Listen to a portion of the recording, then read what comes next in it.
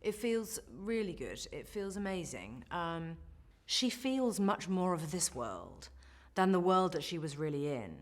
So when we say phrases like ahead of her time, that doesn't even quite cut it. It's almost as though she was actually born in the wrong century.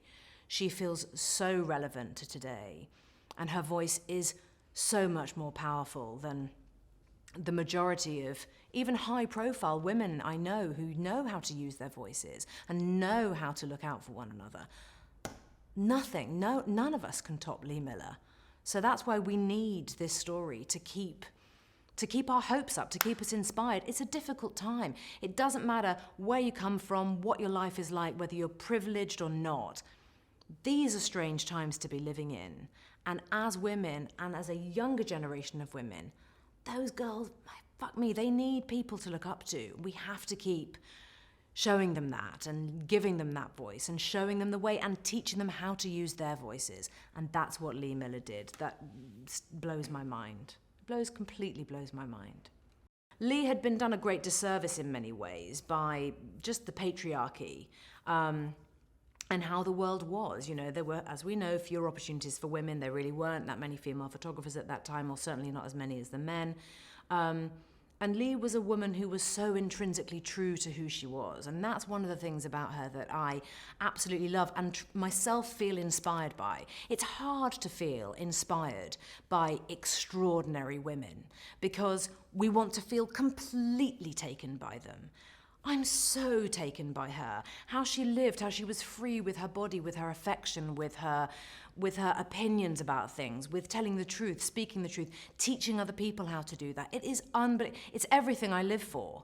And yet Lee Miller was doing it years ago and way better than everybody and certainly better than me.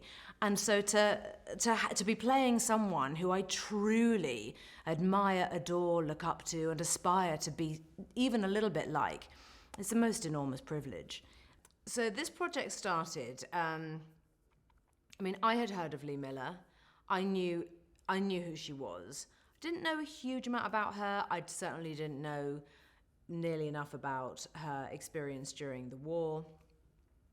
But 7-8 years ago, a really good friend of mine who lives in Cornwall named Mimi, who works as a researcher for an auction house, she phoned me and she said, Kate, there's this auction coming up and there's an amazing table. You just have to get it. It's incredible.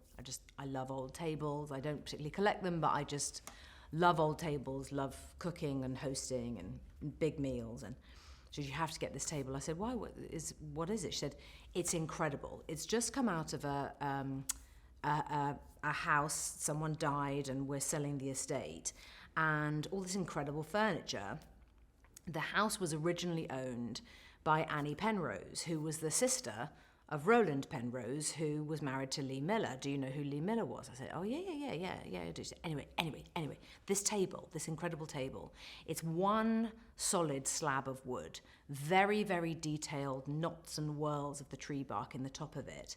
But it was in the kitchen in this house in Lamb Creek in Cornwall, where Lee Miller and Max Ernst and Paul Eluard and Man Ray and Picasso and Roland would all have these kind of hedonistic, free summers of love, and they would eat and prepare meals at this table. You have to get this table, you have to get the table. Okay, oh my God. She sends me all the research information, cut to, I got the table is mine. And then I thought, Lee Miller, wow. Lee Miller, why hasn't anyone made a film about her? That's weird. That's interesting. Maybe I'll find out about that. Found out very quickly that actually many people, many men, had tried to make this film. So when I first made contact with Tony Penrose, Lee Miller and Roland Penrose's son, he said to me, oh, I've got a whole box in the attic of screenplays that have just never been made. I said, Tony, my God, why? He said, but they just didn't quite get it. And Tony is wonderful, and he's been a hugely important part of the creative process for all of us, because he's been our access point to the real Lee, in spite of the books, most of which he wrote. There's so much more as you get beneath the surface. And he just always felt there was the film yet to be made by somebody else out there. And so he had just never quite handed over those rights to anyone because it had not gone well in the past. And so we joined forces and started putting the story together. It's gone through a couple of different writers, as is often the case.